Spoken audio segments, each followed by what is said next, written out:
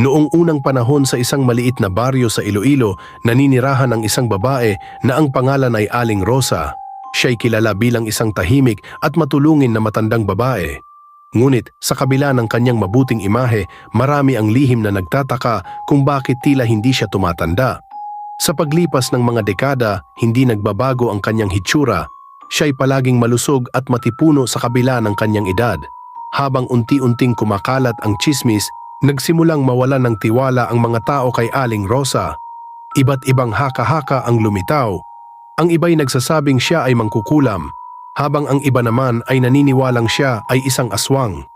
Subalit walang may lakas ng loob upang harapin siya dahil sa takot at paggalang sa kanyang kabaitan.